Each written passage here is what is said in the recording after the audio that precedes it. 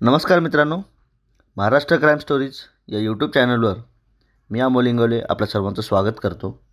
मित्रांनो, आपली आजची स्टोरी सांगली जिल्ह्यातील शिराळा तालुक्यातील आहे, जिथे मुलगी पळून गेल्याचा राग आणि जमाव करून प्रियकराच्या बापाचा अत्यंत निर्घृणपणे खून केल्याची घटना घडली. मित्रांनो, सांगली जिल्ह्यातील शिराळा तालुक्यामधील मांगले येथील रहिवासी दादासो रामचंद्र चौगुले हे पत्नी राजेश्री, मुलगा गणेश यांच्यासह राहतात. दादासो चौगुले यांची शेती असून ते दुग्ध संकलनाचा व्यवसाय करतात.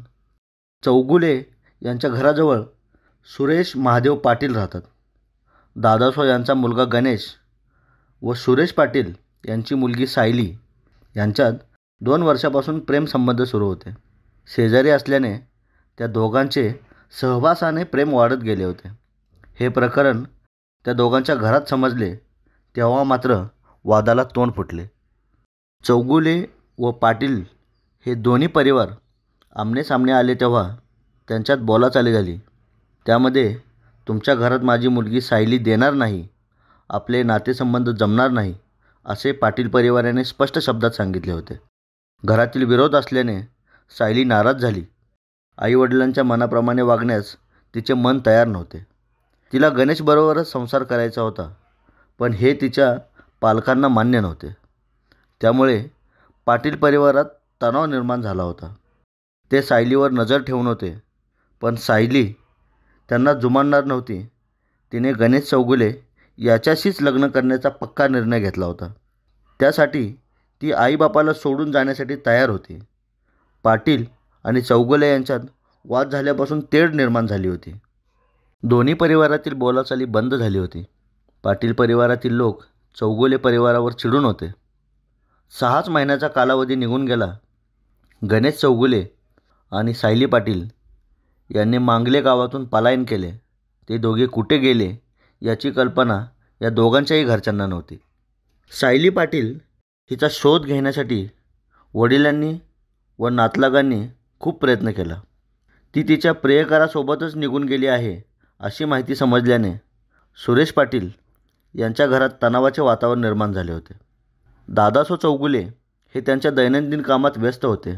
त्यांनाही मुलगा गणेश कुठे गेला आहे याची कल्पना नव्हती. दिनांक 17 जानेवारी पहाटे 5:30 वाजण्याच्या सुमारास दादासो चौगुले हे जनावराच्या गोट्यात धारा काढण्यासाठी गेले होते.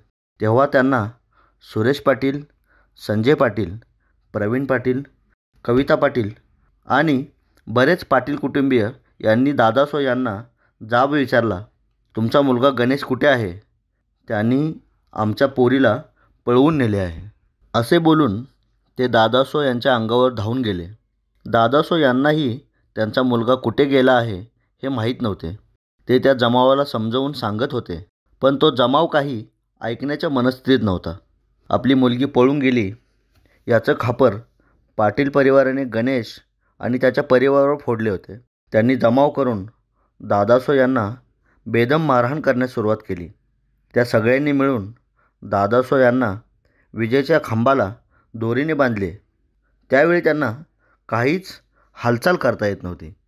संतापलेला पाटील कुटुंबाचा जमाव मात्र त्यांना बेदम मारहाण करत होता. त्यावेळी दादासो बोलत होते, मला त्या दोघांबद्दल काहीच माहीत नाही, मला मारू नका, अशा विनवण्या पाटील परिवाराकडे करत होते. पण पाटील कुटुंबीय आपली मुलगी सायली हिला समोर हजर कर, त्याशिवाय तुला सोडणार नाही, असे बोलून दादासो यांना मारहाण करत होते. आपल्या पतीला होणारी मारहाण पाहून दादासो यांच्या पत्नी राजेश्री या पतीच्या मदतीला धावल्या. तेव्हा पाटील परिवाराने त्यांना शिवीगाळ करून घाणेरडी भाषा वापरून दम भरला. नंतर कविता पाटील, पद्मा पाटील, शुभांगी पाटील यांनी राजेश्री यांचा हात पिरकाळून त्यांना मारहाण करण्यास सुरुवात केली.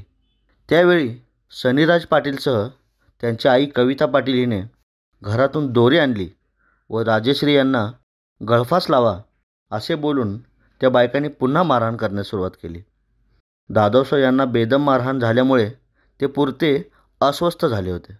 या मारहाणीदरम्यान सुरेश पाटील यांना कोणाचा तरी फोन आला.